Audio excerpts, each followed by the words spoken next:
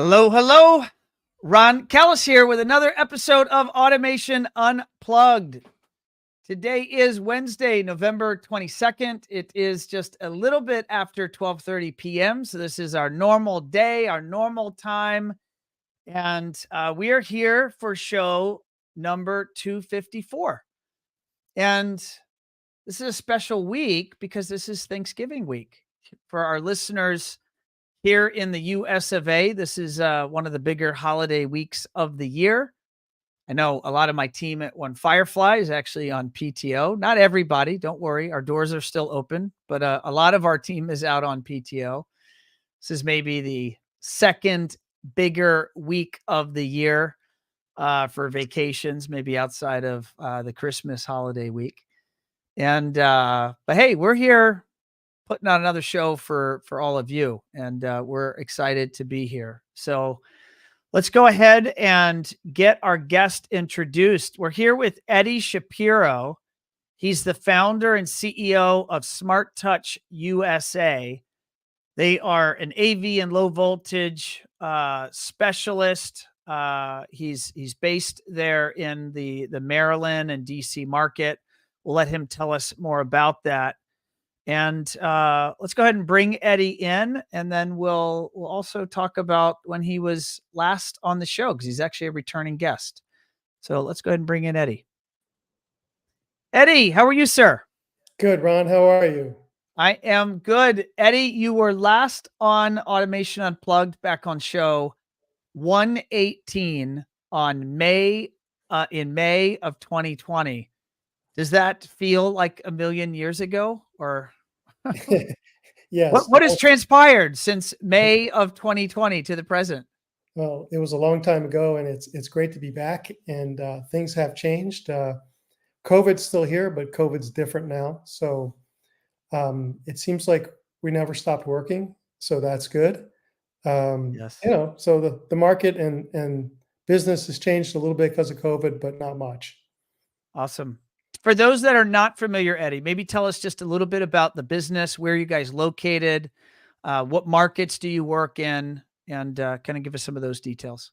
Sure. So we're in the DMV, as they like to call it. So Maryland, DC, and Virginia. So we support those markets. That's our core. And then obviously if we go or need to go elsewhere, we do. But most of our business is in Washington and Virginia. Got it. Mostly resi work, correct? Or do you do some commercial? Very little commercial by special request, I would say. The rest of our work is high-end luxury residential. Lutron predominantly on the lighting, Ketra, motorized shades, drapery tracks. The focus is on lighting and everything about lighting.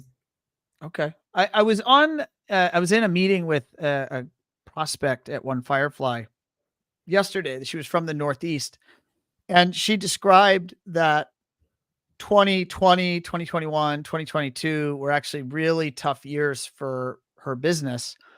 And I think that on the residential side of CI, the COVID years, not always, but often were pretty good. How were they to your business? Did you, if you just compare it pre-COVID, and that, call it really 2.5, 3-year period of, it's hard to believe that that's now behind us, but that period, what was that like for your business? Were you flat, or did you go up, or did you go down? So I think during COVID, things were actually, they maintained themselves. I mean, things were good. I would say, interestingly, 22 was a little bit of a odd year, and that may have been more of demand sort of just kind of peaking and then dropping a little bit. The biggest challenge for us was supply chain, which I would say that everybody I know will tell you that. So getting product was harder than getting people's interest in that product. Where are we at today? This is November 2023. What are the remaining, if any, supply chain issues that you're aware of? Well, now somebody says it's, 10 weeks, 8 weeks, 16 weeks. We're okay with it. I mean, it used to be, you'd order on a Monday and the product would show up on Thursday. There's less of that now. but I don't think that's a problem. I think a little bit more planning. Most of our work is new construction, Mhm. so we're not doing any renovation work. We're not doing any existing homes where they want to add, a room full of X, and so we don't need product immediately. And plus, we have a lot of product, so you know, we're not really seeing a supply chain issue anymore. And some of the product we used from companies like Crestron, which used to take 14 months, are now maybe taking a month, and that number is going to even get lower. So I've heard rumors like early 2024 for Crestron in particular is theoretically going to get eliminated, or the supply chain. I don't know if that's true, but I've heard rumors of such. everything they've told us from the moment we saw them at CEDIA Expo in Denver in September till now points to them improving drastically, and I could see that change. Yeah. Um, for us, Lutron's been our primary vendor, and they've over delivered and under promised. I know I said that backwards, but That's over delivered and under that bodes really well for Lutron if that's what has been occurring. well, that's true for us. I mean, other people that But I've you're talked. the Eddie Shapiro. Are you getting special treatment, or is this uh, everybody in the country? No, by being a member of Synergy, which we can talk about later, I am humbled by the kinds of companies, the quality of companies, and the large size of some of the companies. We're just a regular old Joe there when we call up Lutron and need product. And they have consistently said, for example, you'll have your shades the third week of December, and the last week of November, they show up. So that's been a consistent theme with them for a while. Do they have some issues? Sure, they had a big catcher issue for a while, but they really pivoted hard to figure out, for example, taking a D3 fixture and breaking it down to a point where you could get the housings now and the electronics, which is really what they were struggling with, you could have later, and that worked out.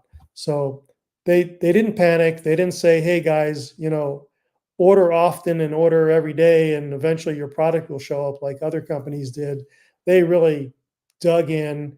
They got serious, and they helped their dealers, and that was really impressive. That makes sense. Eddie, I have a plethora of topics I'm hoping we can get through here in the next 50 minutes or so. So it's going to sound maybe a little random, but is it okay if I kind of just rapid fire some different things at you? Go for it. You are just rolling off serving on the CEDIA board for the last 3 years. And there's a newly elected here. I'll share on the screen for our folks that are watching. There's a new CEDIA board members. There's some folks that are rolling onto that board. Mike Chorney of La Scala out of British Columbia, Ed Gilmore, they're out of New York, of Gilmore's Sound Advice, and True Media's Amanda Wildman returns to serve on another term. It's a 3-year term. Is that correct? It was for us, but I think the terms are sort of back to two. I could be wrong about that, but so I was a COVID board member. You were a COVID board member. Okay. So my first year was like Hollywood Squares. All of our meetings were in Zoom. Um, Yes. so 4-hour Zoom calls to go over strategy for CD in the industry. So that was a little tough. But during that period, I think they shifted us to 3 years, or some of us to 3 years, to sort of catch everybody up in the right sync. So That makes sense. I was there for 3 years. I'm still there till the end of this year. And uh, What were some of your takeaways? Like you got to see the industry. You've been in the industry for a long time, decades, right? right. And you now got to see it from the association standpoint of trying to move the needle or improve the industry as a whole for everyone, your competitors, your friends, your folks globally that are in this CI industry. What was that like? And maybe what were some of the highlights? What were some of the things that you really just are takeaways that you'll take with you? So first, I want to say that I think having Ed Gilmore and Mike join the board is great for the association and for all of us. Both really good thought leaders and smart people, and I'm happy for one Ed to step off and another Ed to step in, and so that'll be good. And I look forward to seeing what they do. For me, it was probably one of the best experiences I've had in my years in the industry. I've been on other boards, um, and sometimes you don't want to know how the soup is made. Yep. Yep. In this case, that was fine. Everybody I know at the board, I became good friends with. It's been really great. Rob Sutherland was the chair when I started. David Weinstein is the chair now, and will roll off of that position in January. Both of them are great guys. Uh, David ran a phenomenal board the last 2 years. We were also very lucky to have Daryl Friedman join the board, not the board, but CEDIA as our CEO. That was a really important, pivotal moment because CEDIA needed an adult in the room, if you will, in terms of daily management. And although the co-CEOs were doing a great job, it really wasn't what their training was about. So having a CEO come in that really understood associations and members and how to work with members was really pivotal. So Daryl's doing a great job. The board is very different than boards I've heard about in the past. Um, Early on, the board was actually running the association, meaning managing staff. Today, the board really just focuses on strategy. So we help Daryl talk about strategy and mold strategy for the coming year. We have KPIs. We talk about budgets. I am on the finance committee. I'll actually remain on the finance committee after I roll off, and be involved in a number of ways. But I would tell you that it's one of the best experiences I've had. I've learned a lot. I think it makes you more professional if you have a professional board, which we did. Very respectful, very engaging, a lot of great ideas. It also helped me understand the industry better. Not everybody does Homeworks QS and motorized shades and does lighting design and sells fixtures and gets into the best speakers in the world like a guy like Paul Bachner does, and does amazing systems like Nick does at Elevated. Not everybody is what we all do, or that the people I know and I talk to often do. There are a lot of guys where there's two guys, a truck. They're doing Sonos, which is a great product. They're doing Eero. They're doing Ring doorbell systems, and they're fine. They're happy, and they're doing good work. And in some cases, their margins may be better than. Say they might have businesses making more money that are worth more if they sell it one day than the business doing the fancy stuff. Right. So there are those out there doing projects, all of them above six figures, and then there are those out there that are doing $5,000 to $20,000 projects, a couple times a week. And there isn't any one right approach.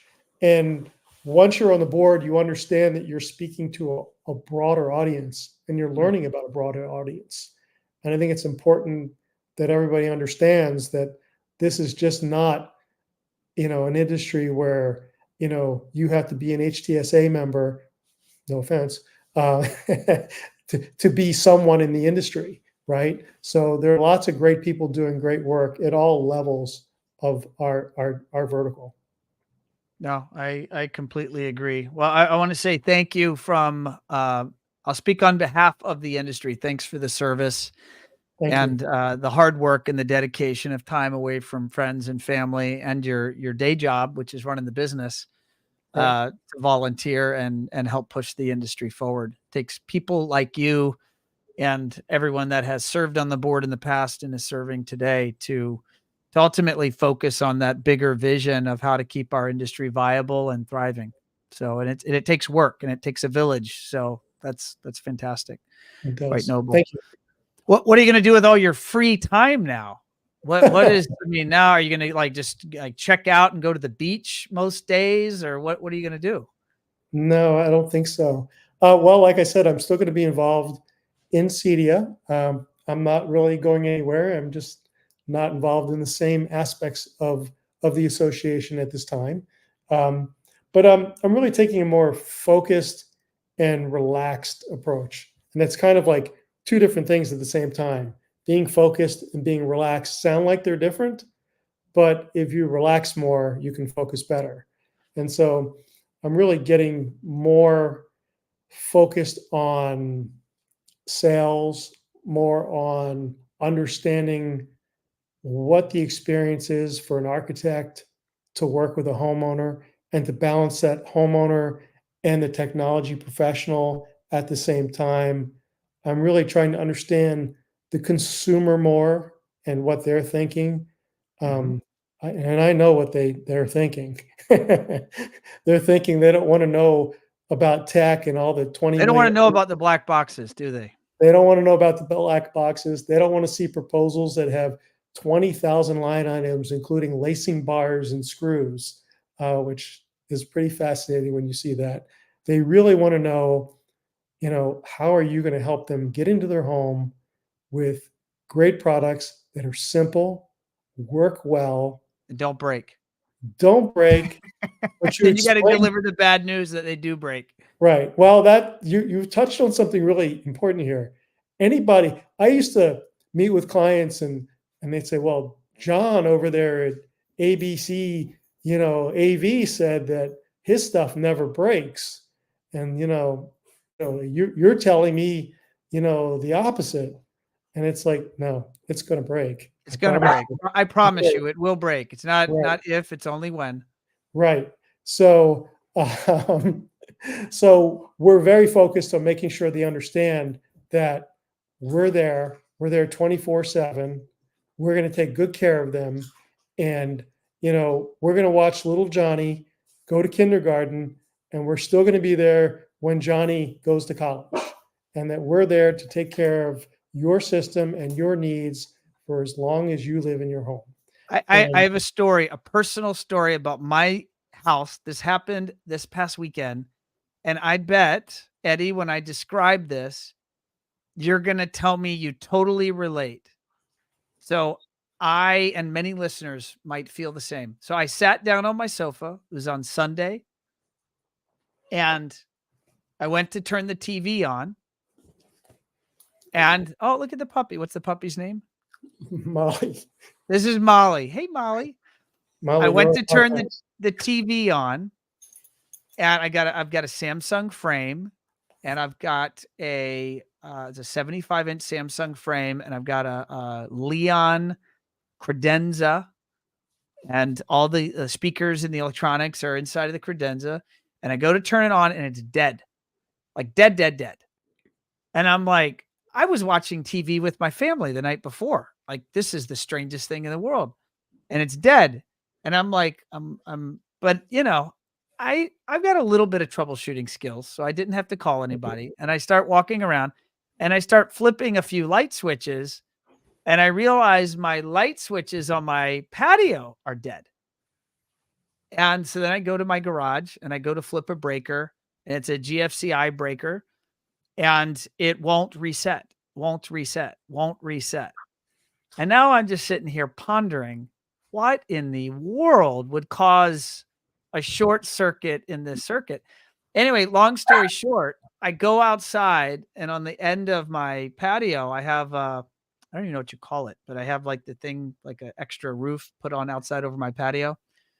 And on the end of that is a security light. And I look up, and the security light is full of water. Ooh. Like loaded with what, like all the lights, bubbles all the way up to the top, loaded with water. Long story short, clearly the electrician that had put that in had made a mistake, and that short circuit affected my ability to watch my TV. And I could imagine, to bring it back to you, that there could be situations that happen where you get a phone call and you get yelled at because your tech isn't working. And the thing that has caused it to not work has literally nothing to do with you. But yet there's an obligation for you to go and solve their problem. Are you feeling me, or am I out there in outer space? Every technology professional is feeling you. but you proved my point. It will break. It will break. Something will break. It may not be your fault, but if Right. it's connected to the tech, the music or the TVs or the stuff, the lighting that customer wants to experience. And it's always when you want to, watch TV with your family, or even better, it's when you're at a CEDIA board meeting in Indiana and your technology breaks. That's even better. And then, yeah, what do you do? Right. What do Well, you do? you fix it remotely. Yeah, there you go. You log in remote. Right. I'm going to switch topics here. In September, you attended the AI symposium, and that was I hear the puppy there. Does she need to go Yeah. outside, or what does she want? She Uh, wants daddy to pick her up. she wants treats, so All daddy's right, just gonna hold her. we're So, going to do the interview with the puppy. AI symposium happened. Tom Doherty put that on. I had fun collaborating with him on some of the content. And I remember you specifically, Eddie, came up to Tom and I and Isar, one of the speakers, and you had some nice things that the event was eye-opening for you. So maybe if we could start there, just kind of what was eye-opening to you? What did you know going into that? And maybe what are some of the high-level takeaways from attending the event? well, first of all, both you and Isar and Alex really knew your topics, which was fantastic. Hold on for 1 second. That's all right. That's all right. We're only live. I think the dog is getting the boot. The dog is getting the boot. Yes, my apologies in triplicate. That's okay. That's okay. So, what was interesting is all the different ways that AI is changing and how fast it's changing. Um, Obviously, everybody or most of us know how to use ChatGPT and have. Um, it works well. It's interesting. It's useful, and if you really know how to set it up, it's incredibly useful, which is what you and Esau were talking about. So um, that and all the different graphic AI models that you can log into are pretty cool. So it was just an eye opener of how much more is there than we really realize as people that aren't spending the time that you and Esau are spending learning about it, which is pretty, it's just a remarkable time, and it's good. It's just really powerful. I've written uh, documents using ChatGPT. I use Grammarly in my emails, and you just AI is right there. You highlight a paragraph, you click on the little magic wand, and it rewrites your paragraph for you. I mean, who would have thought, right? Have you used any of the generative imagery tools out there like DALL-E or Midjourney or Adobe Firefly or any of those tools yet? A little bit, and I have a whole list from you and from Esar of just really great sites. I have your notes. I just have not dug into it too deeply. I did a little bit with Dolly, and I think it's cool. And there's more to come. What do you think about all the absolute utter chaos with OpenAI over the weekend? Well, I've been following it closely. I've been following the implication to Microsoft to Maybe uh, tell the audience what that is for those that may not be other. following it quite as closely or as I'm going to be demeaning to myself as nerdily as I am. I know I'm avidly watching Twitter or X and reading the minute by minute plays, but tell the audience what happened over on Friday of last week. I mean, those who aren't riveted to every tech podcast on the planet. Yeah, what do they think? I don't know how they're operating day to day, but apparently there are some people that like that. So OpenAI is both a nonprofit and a for-profit. It's sort of like UL. UL is a nonprofit but has a for-profit arm. And Sam Altman, who they liken it to when Steve Jobs was booted out of Apple, was booted out of OpenAI, and By the board. by the board. He and his co-founder quit after he was booted out. Satya Nadella from Microsoft offered them both jobs, of course, because Microsoft is heavily intertwined with OpenAI for all things AI and Copilot and a number of products that Microsoft's working on. So Microsoft had a vested interest in making sure something was going to work here. So at one point, Sam accepted an offer over at Microsoft, and then I think everybody realized that the smartest, best approach would be for Sam to go back to OpenAI and keep that humming with a almost 90 billion cap valuation. It made a lot of sense for them to keep that moving and keep it thriving. And so the 700 and plus employees all threatened to quit if Sam didn't come back, which says a lot for your CEO. And so as of a little while ago today, Sam is back. And I imagine some of the board that tried to oust him is now ousted. Ousted. Yes. So it's been a chaotic, like, 5-6 days. It's been a chaotic 5 or 6 days. It's I'm not Actually, gonna lie. It happened last Friday, late in the day. Well, what's interesting, and I covered a little bit of this at the symposium, and maybe you're even acknowledging this in that post symposium, you have a lot of notes and a lot of direction on things to check out, but then life happens, right? And Right.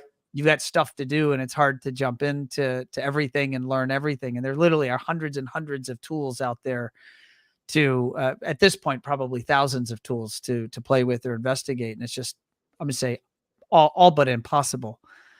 But it does point out something that's interesting in that, I've personally chosen to spend a lot of my time really trying to get to understand ChatGPT. And even that platform is evolving so quickly. They had their dev day, 10 days ago or so, and all these new capabilities rolled out. And I have personally, mindfully chosen not to go too deep with some of the other platforms. And, Anthropic is a good example. And, Google has their thing, and Microsoft has their thing. And there's a number of different platforms. There's the Pi platform. And I've gone in with ChatGPT from OpenAI, and it looked possible as recent as yesterday that entire company was going to implode. Right. And so it just shows you how volatile these things are, how dynamic this space is going to be it's like a Cambrian explosion. I think I've used that in my presentations in terms of new ideas and technologies. And there's going to be things that are the biggest things in the world, and that we don't even know about them yet. And there's going to be things today that are market leaders in tech, and they might fall to the side if they don't move fast enough on these things. It's interesting. Yeah, it's funny that you mentioned Anthropic, because earlier in the week, OpenAI wanted to merge with Anthropic, which is a bunch of guys who left OpenAI. So, Yes. here's a company that was on the top of the world now trying to merge with someone dramatically smaller than they are. But you're right. It's sort of, you can't get too deep into all of them unless you just have mountains of time. It's like trying to, be an expert at Crestron simple, and then also trying to understand how to program Control4 and Savant and, Lutron. And you're either an expert in one or two of them, or you're not. And so I think staying in one platform that you think is going to be, dominant is the way to go. And I think it could be OpenAI, or maybe you're better off, not you, but overall, people better off with Microsoft, because they're taking the best of everybody's, products and kind of melding them into things that make sense. There's Teams is getting Loop, Copilot is everywhere.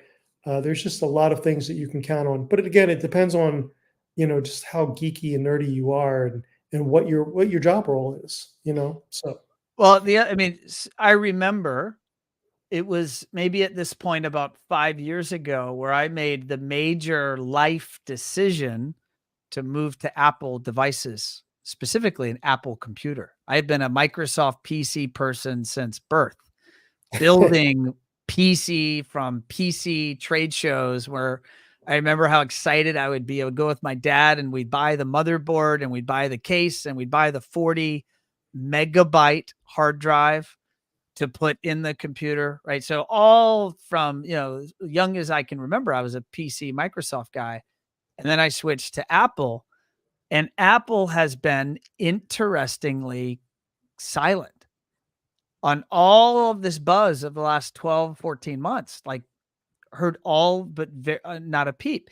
But you have to imagine they've got some big stuff and they just haven't talked about it. Because your point that Microsoft has so much momentum, I completely agree. But how much of, and I run an agency, so how many people in the creative space are fully Apple shops? Are they going to miss out on this new great tech because they're not Microsoft? I don't know. Like, something doesn't Yeah. jive there, right? Yeah. No, so funny. You're only about 40, and yeah, you remember 40 megabyte hard drives. That's pretty amazing. So 45 to be exact. 45. so do you remember Windows for Workgroups 3.11? I remember Windows 3. I mean, I remember we built computers and used DOS. I remember Right. when I, as a kid, would go to science fairs. And I'm trying to remember at this point, this would be elementary school or middle school. And the prize that I won was Lotus 1-2-3. I mean, this is the predecessor to Word and Excel. I mean, I'm going way back. All Microsoft, all day long. Right. So back in 2000, I switched. That's when Mac OS 10 started, was in 2000. So we're going on 24 years that I stopped building Microsoft towers, PCs, and went straight to the Mac. Mhm. My first one was the Sunflower with the monitor that would be on the stainless steel mount, and you could move it like that. Oh, wow. And I still have that one. Don't Probably use it sell that for a couple dollars on eBay. maybe. But to your point, I mean, I am completely Apple based. We have people that obviously use Dells and Lenovo's for Lutron programming just because it's easier, even though you could use a Mac with Parallels if you wanted to. Um, but we're all using different machines, but we all have access to open AI and ChatGPT and Dolly and Anthropic and any one of them. So they don't care what you're using. So I don't think anybody's missing out. Um, but an even more important point is you never know what Apple's doing and what's behind those closed doors in the spaceship. And I think that you can count on them. They're spending billions of dollars, probably monthly, on AI. They're incredibly vested in this. There are some people that are saying on Wall Street that Microsoft will overtake Apple's current capitalization and leave them in the dust, and you won't remember that Apple is the most profitable and wealthiest company in the world in short order. I'm not so sure about that. I'm not buying it. I'm I'm not. not buying I'm it. not. Apple's too good. Right. Too So I too mean, I'm a fanboy. When Steve Jobs died, people were actually calling me to ask me if I was okay. So, It's not funny, but yeah. right. I'm a You fan. So you're a fan. I'm a fan too, so I'm confident they're gonna cook up some stuff. All right, I'm gonna switch gears again and, at a high level, well, number one, because you and I were actually just talking a week or 2 ago, you just had a flood at your showroom. What happened? I'm sure folks around the country that have show spaces are probably feeling your pain here. What did you go through? yeah, I was talking to my friend James from Home Play in the UK this morning about it, and he's like, "Dude, I'm so sorry." It was just hearing his reaction was funny because he's a great guy. Yeah. Well, the British accent helps, you throw a British Yeah, accent in there and they always sound smarter and funnier. It's just, I don't know. Maybe uh, that's just me. some of my best friends are from the UK. They're great guys. So we're a Ketra certified showroom, and we were pulling out some non-Ketra fixtures in our floating ceiling so that we could add more Ketra. We were taking out another brand of fixtures on some of the perimeter and putting in Finari addressable. And as we were putting the floating ceiling back together, we, meaning the painters and the drywall guys, the drywall guy was sanding and he hit a sprinkler head. So 50 gallons per minute of water gushing into the experience center. From Water just one head though? Is that on at least head. okay? One sprinkler head. Yeah. Thankfully, just one sprinkler head. And of course, the sprinkler room is locked. It's hard to get to. No one can open it.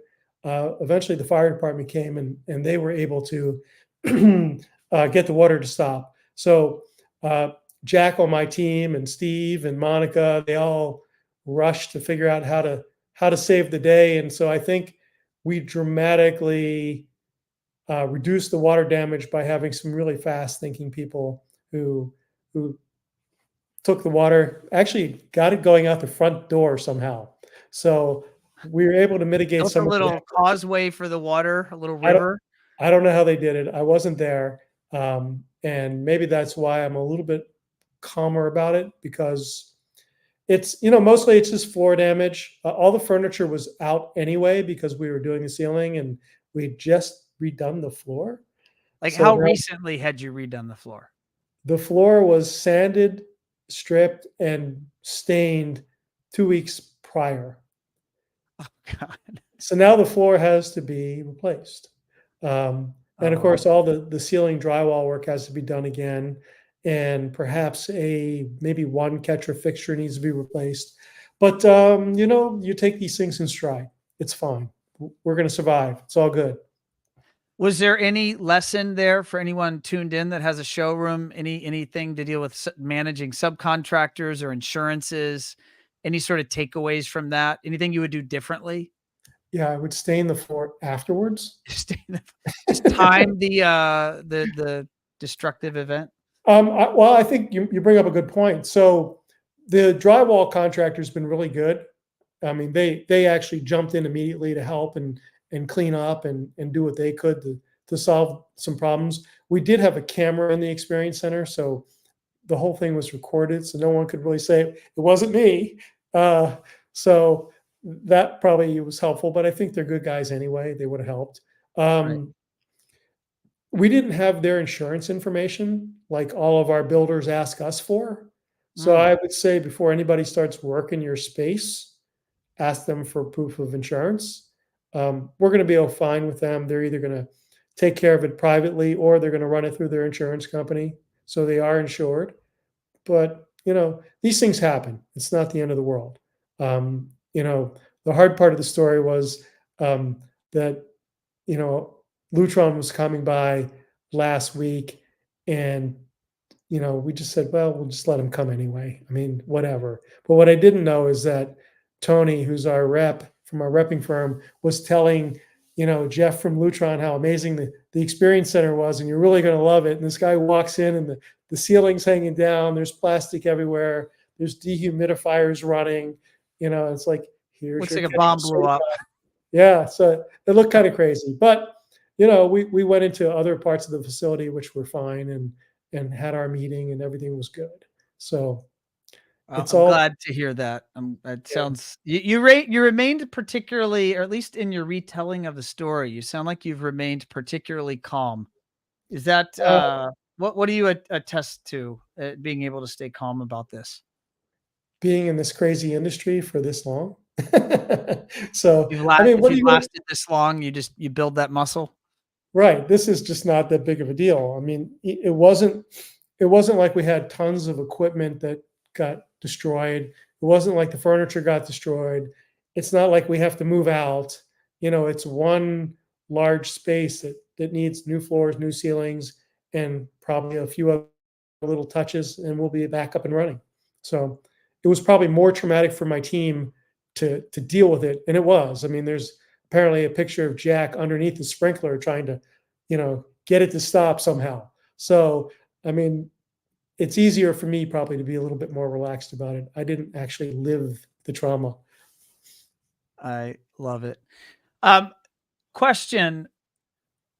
I was actually going to show your website. I saw that it just disappeared from my screen, so I'll pull it back up.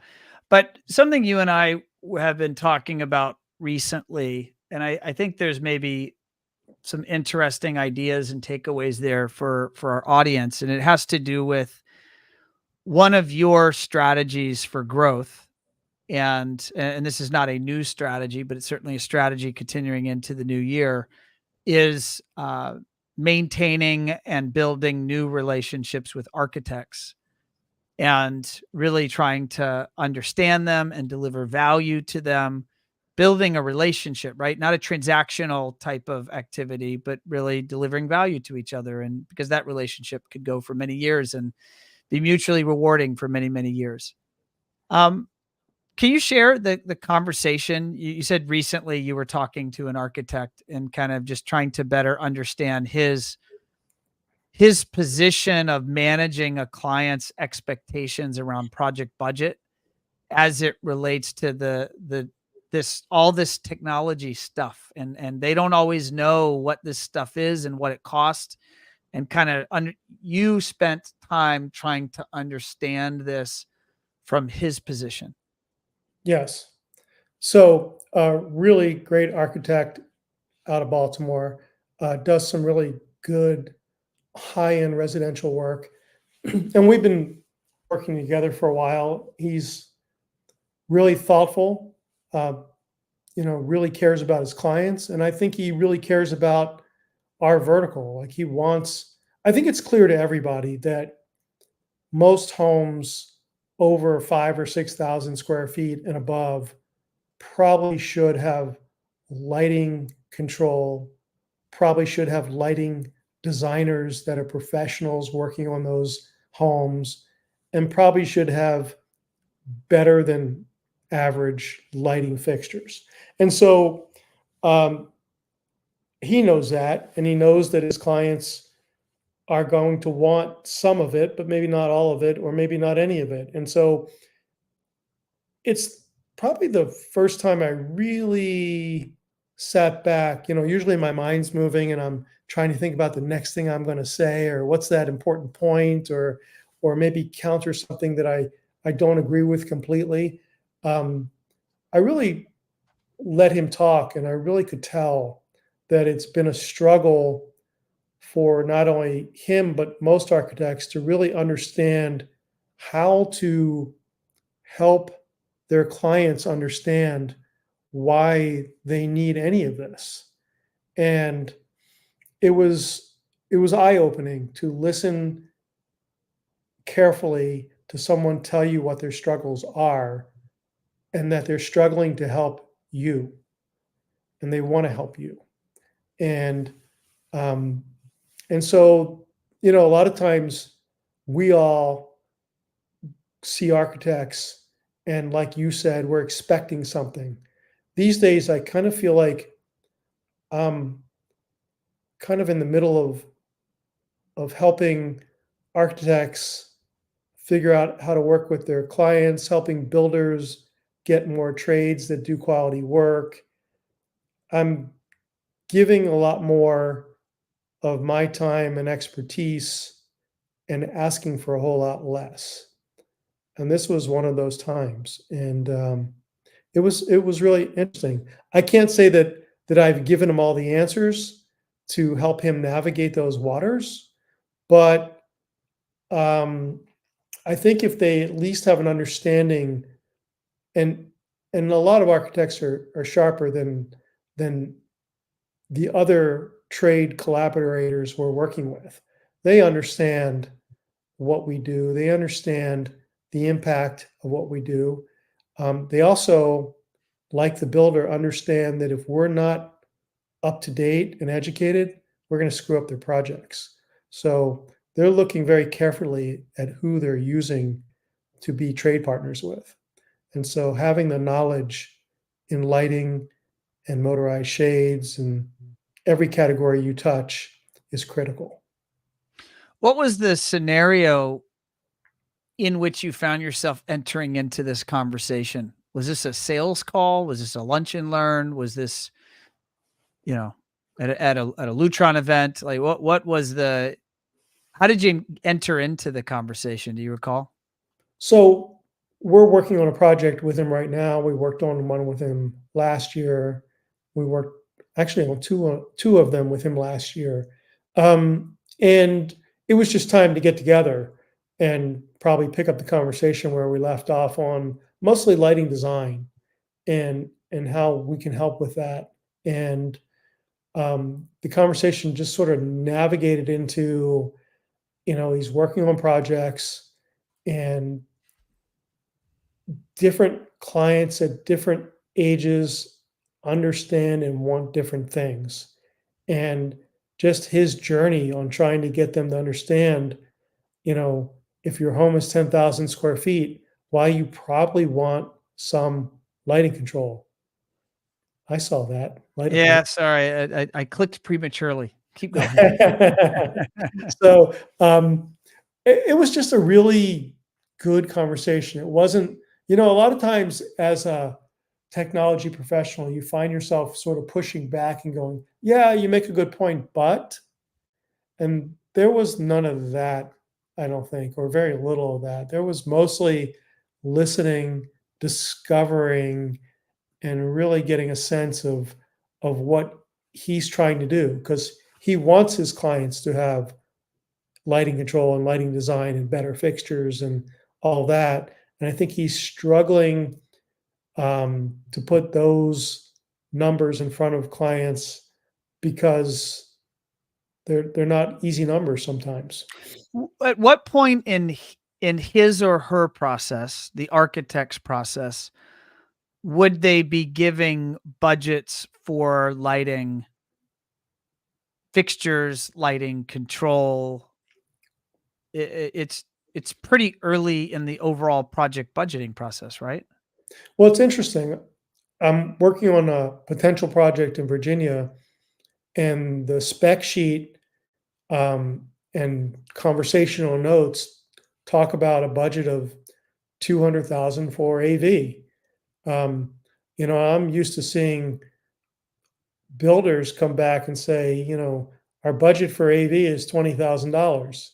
And we don't need to really talk about that too much and why that doesn't work. But having an architect understand that lighting control and other components of what we do in our vertical are going to take that much for the type of project this was very refreshing. I think that's a good time right then and there, right in the beginning, to have a budget number in your documents. Um, I think once you've discussed budgets with your client as an architect, and you say, for example, you know, we are not going to cross $9 million as an example. I'm not going to let that happen. This is your budget. And you've already left out that 100 to 300 or $800,000 for everything, all things related to our vertical, then you've already dug a hole, if you will, right? So there's got to be a way to figure that out, and I'm sure that there are a number of people listening that have a better approach or have a solution that maybe we're not talking about. If they do, please raise your hand, drop me an email, drop a comment. You'll find these videos on LinkedIn, Facebook, and YouTube. Let us know. I'd love to hear. I'd love to have you on the show and talk about it. I'm curious, Eddie, if the architect has given out a budget that's, let's just say, maybe not through malice, but let's say low or wrong. And then they ultimately, the customer meets the integrator, and the integrator, learns that the customer actually wants, call it $250,000 worth of tech. Does that ultimately reflect poorly on the architect that their initial project budget was low? Is that is that like harmful to the relationship with the architect in some way? And thus that needs to be managed. Maybe there's the opportunity for the CI company to better collaborate with architects on budgeting early. I'm just speculating. I haven't done it myself, so I'm just curious. I would say that my number one goal is to protect my trade partners. So if my builder is at 20,000 and he should have been at 90 or 150, or the architect didn't put in a budget at all and the client's not happy about that, I'm going to protect the builder and the architect every day, all day long, because they don't have the knowledge I have. So you work around it. If they want it, they want it. And the reality is often the technology budget maybe shouldn't include window treatments because there's another line item for window treatments. So if you want motorized drape tracks and motorized shades, well, that goes into the next category. And so Right. that probably isn't AV anyway, but we do it because we're good at it, right? As an industry. So, you pivot. It's a fine dance. So it's a very difficult position for a really good architect who cares both about you as the technology professional and their client to kind of be in the middle and walk that line and figure out how to bring everybody together. So I really empathize with that, and I hadn't thought about it that much that way before. Um, the builder's kind of in a different place, and by the time the builder's been selected and he's doing the project, and usually he's selected because the architect thinks he's the best fit for that client with that style house that requires that set of expertise. Um, he's got other things to worry about now. Now he may want to sell the lighting package himself, or he has a retaining wall that's going to be $90,000 that he didn't expect before, or now we're into the landscape company that wants $1.2 million to do the property. So it gets complex once it gets out that far out of the gate, and so it's Mm. harder, much harder. What are you, this is where I'm asking you to grab your crystal ball. You look into 2024, what are you seeing in terms of, new home starts, maybe at that luxury level, the typical type of client you're serving? What's your prediction right now? It's hard to say. I mean, we all know that at the luxury level of, a Jeff Bezos, if you will, um, He's you building a home down here in Miami, I heard. I just heard that in the he news. right, he bought a home next to another home. He owns that other home too, and he's going to be doing some work. But, when you're at that level of income, nothing that's happening in our economy is going to impact you.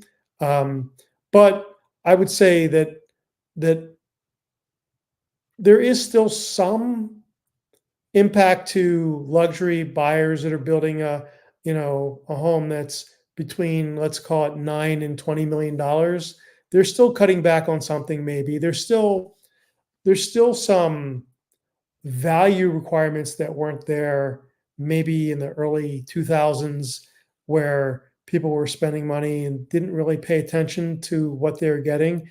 I find, and I'm glad, that homeowners are paying attention and they're weighing things and saying, well, does that have value for me? Yes, I can afford that, but should I buy it? Does it make sense?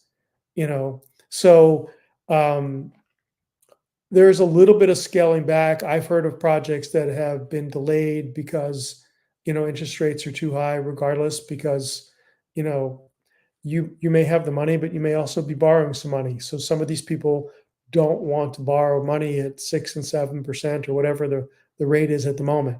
So there is going to be impact. The middle market and the lower end markets are going to get hit first. That's always the way it works. If you're LVMH and you're Louis Vuitton, you're getting hit last, but you're going to get hit eventually if the market downturns. We're going to have a less than a soft landing, meaning we're probably not going to have much of a recession at all. Um, I'm not Larry Summers, but everything points Sounds to like a that. prediction. I'm gonna replay that little clip at some point next year when we're in that less than a soft landing. You heard it here first on Automation Unplugged. Right. Well, I think that's the way things are pointing. I don't know. It's an election year. It could be a little crazy. Let's not talk politics, though. Yeah, well, it's shameful that we can't, but yeah, let's not. Well, I'm open to talk to anybody about politics because I don't get crazy about it, and I'm open to hear what everybody likes. But the world is a little bit crazier about politics, so it's a tougher topic. Yes. So do you predict for yourself, your business, you don't need to state numbers, but do you predict you'll be flat next year over year, or you'll be up or you'll be down? It's interesting. You can have one project that turns that all upside down, One right? project could double your business. I Right. mean, You just don't know. Um, I think we'll probably be a little bit better than this year. okay. I wouldn't say we're going to be jumping out crazily, into higher numbers that are, 15% higher than this year. I don't see that, but I think we'll be above this year. Okay. Well, I did tease it just a minute ago when I accidentally clicked, so I'm going to click it now. This will be our last topic here. And what I'm sharing is my screen, and I'm sharing the Light Up Palooza 2024 website, which is going to be in Phoenix at the Renaissance. And it's going to be February 26th to 29th. And you can see some of our friends in this picture here. And this is, the big trade show, newer trade show. I think this will be its third occurrence. Yes. And if we come over here to education, see some nice and smiling people here. Yes, Might we even do. see, look at that, yours Oh, truly. look at that. Oh my Look at that. gosh. I even put a suit on for that picture. Yeah, that's your usual look these days. And I'm going to say it. I said it to you. I've already said it to Josh on your staff. I was really blown away by your presentation. You really were incredibly well prepared, and it was really great to listen to you and Isar and Alex. So thank you for that. Light Up Palooza is really Tom Doherty's brainchild. He did a great job with it last year. Tom has really done a lot of really great things for all of the industry lately. Even though he's focused most of the time on HTSA, he's been very generous to open this up to the entire industry. I went last year. I thought it was excellent. It looks like this year is going to be even more deep with education. And actually, I saw some manufacturers there that weren't there last year when you were scrolling the bar. The show floor, yeah, I'll go here. Apparently I was talking to Tom last week. It's booming. There's going to be a lot of, look at this. Lutron is bringing their CEDIA booth. That's going to be great. DMF bringing a big booth. Prolux, Avant, AI, Spire. Yeah. I saw Modular in there, which is great. And Black Nova's coming, and looks like Rosewater is going to be there. Yeah, because their new thing this year is their I don't know if it's new. I don't want to overstate, but a component this year is not just lighting, fixtures and design and control, but also power. So the power and the battery backup type, surge and battery backup type, vendors will be here. So you have, what is it? Rosewater, Apex, and Surgex. So Jimmy and Ryan are going to be there, which is great. I see a Pure is going to be there, which is great. Yeah, it looks like it's going to be a great show. So I guess that's the from your position, and I guess that's the takeaway I wanted, or at least your input. Why should folks listening consider attending that? Why go to that when they could just maybe hear an update from their rep? Well, some of us have better reps than others. I'm fortunate to have one of the best, which is Hill Residential, with Rogers, Adam, and Tony. They're absolutely amazing. And let's not forget Rob, of course. Yep. And Steph. And Steph. And Steph. Don't forget Steph. Don't forget Steph. And so they're good at educating you on things you may have missed. But, everything's about relationships. I have some really good friends at Lutron. And at the other vendors. And I think that seeing them often not only educates you, but just makes you at the top of your game because they share so much with you. You had a great presentation there last year. Alex at Synergy, he was fantastic last year. Tom Doherty's daughter was on the stage for an event that was really good. There's education's great. Peter Romanelli was not there live, but via Zoom last year. He's probably one of the best lighting designers I know, and the clearest one for the end user to understand. And so just being able to be in a room with those guys for an hour or two and learn from them is great. And then I don't know if I saw Klus on that showroom booth listing, but seeing them last year great products. There are a lot of really great products we saw last year. Lucifer was there, and I'm sure will be there again. Um, so seeing and touching product cannot be replaced with a Zoom call or an in-person quick meeting with your rep. And I think lighting continues to be the most important category in our channel. Period. Full stop. Great place to end the show. Eddie, for those that are tuned in and want to get in touch with you directly, they want to talk to you, they want to check out Smart Touch, where would you send them? They can email me at eddie@smarttouchusa.com or check out our website or see us at Instagram, same thing, SmartTouchUSA. So call, write, send a flare. Happy to help. Love it. Eddie, this was show 254, my friend. Thank you for joining me. And it was a lot of fun. We covered a lot of ground on this one. We did. Thanks, Ron. Appreciate it. Have a great Thanksgiving and appreciate the invite. All right, buddy. Happy Thanksgiving to you and your team. Say hi Talk to to you Max soon. for me. I will. He and I are going to be doing science all weekend. So it's going to Nice. be a weekend of science-inating. It's going to be a Nice. blast. Great. Thank you. Take care. Be well. You're welcome. All right, folks, there you have it. Show 254. Eddie is an industry veteran. I could take the conversation in any direction, and he's prepared to share his thoughts and ideas and opinions. And that's one of the many reasons I like that guy. He's always a blast to talk to, and I learn a lot every time we speak. So on that note, I'm going to sign off. I want all of you to have a wonderful and warm Thanksgiving. Enjoy your friends and your family. And don't forget to put your phones away, detach, focus on those that are right there in front of you. Be present. And I'm really speaking to myself when I say these things, because friends and family and health, that is really what's most important. So I will see you all soon. We have more shows lined up through the end of the year. And if you have not done so, I'm going to share the artwork. Don't forget, if you're watching this on video, that we do put this show out as a podcast. And the audio version, you just go to your favorite app for podcasts and you search up Automation Unplugged. You can subscribe. If you are so inclined, love you to leave a review. That will boost the visibility of the show in those algorithms. And I'm going to sign off for now and wish you all a happy Thanksgiving. I will see you soon.